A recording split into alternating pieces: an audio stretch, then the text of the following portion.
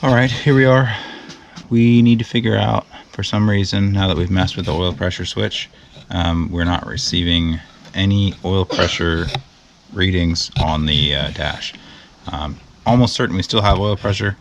The oil pressure reading is pegged way past full, so there's probably something wrong with, I think, the connector. I looked up the wiring and kind of figured out how it works, so we're going to look at it and see if we can't figure out what's wrong. Put this on the ground. Okay, so that should be grounding that pin. Okay. So now we're going to go inside the truck. Turn on instrument cluster and it reads dead 0. Pretty sure we cooked the oil pressure switch. How? I don't know exactly how, but at one point I do remember twisting it slightly. I probably broke it. Let's see what happens now. Yeah, so the sensor's busted. We need a new sensor. I'll show you what we did. Here's what we did. Here's what we tested just now. So the oil pressure switch has 3 pins. Technically has a 4th, but it doesn't really use it. The body of the oil pressure switch is grounded to the engine when it's attached to the engine. So that is normal. There's nothing wrong with that. That's grounded properly. There's 2 other wires in there. One of them is supplied with 12 volt. The other one goes as an output to the fuel pump, so the fuel pump relay. The fuel pump relay is actually powered through the oil pressure switch on these, which I think is pretty cool. That not a lot of other cars do. So it's a nice safety thing. If you don't have oil pressure, then, assuming your wiring's not hacked together like mine is, if you don't have oil pressure, then your fuel pump won't run. So that's exciting. The other third one is an output signal to the instrument cluster. Basically, the sensor itself has a variable resistor that will change its resistance based on how much oil pressure there is. If there is no resistance, then it reads 0 oil pressure. With more resistance, it reads more oil pressure. Currently, it's reading an infinite amount of oil pressure. I know the wiring is fine. We just grounded that pin, and the gauge reads 0 oil pressure. So we're going to end up needing a new oil pressure switch, which is not the end of the world. Kind of annoying to change where it is now, but we can pull the distributor cap and the air cleaner and the ignition coil, and we can get to it pretty easily. It's not too bad. So what we're going to do now is we're going to fire it up, and we're going to let it idle for a little bit, and then we're going to climb up there and we're going to check and see if the oil leak is fixed, which I'm pretty sure it is.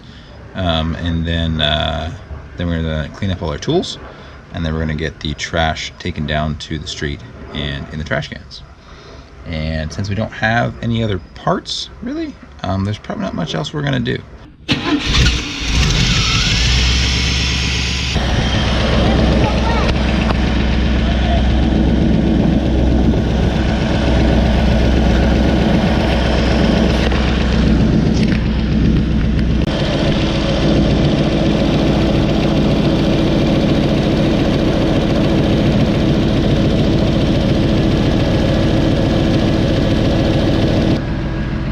I think we're good.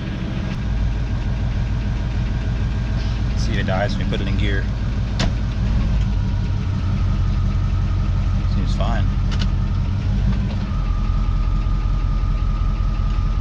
Let's roll it back off this our steps here. There we go. All right. We're gonna clean up all our tools, and then go take the trash down to the street, and that's probably gonna be about it. So here's some time lapse of tool cleaning.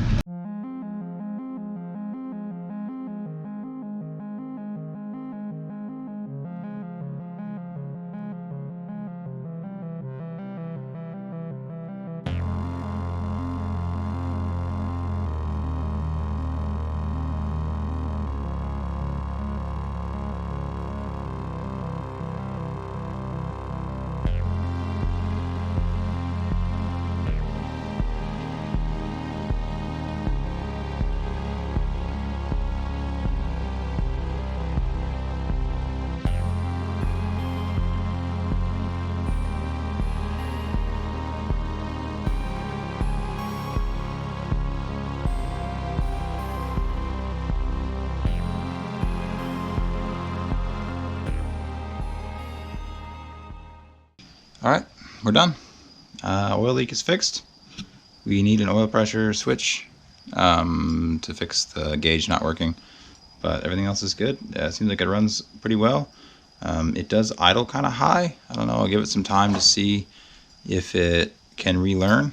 I set it to 14 degrees of initial timing instead of 11, so maybe we went too high. You just find somewhere in the middle.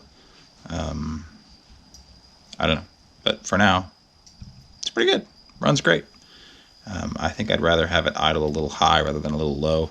You kind of wanted to die when you had it at 11, especially like coming into a stop sign, in a parking lot. If you really turn the wheel, get the power steering cooking, then it'll kind of stall out. So it's definitely better, but I don't know if it's okay or not. So let's see if I can get a pressure switch in the morning. Don't know exactly where I'm going to get one from that quickly, but we'll see. So we will see you tomorrow.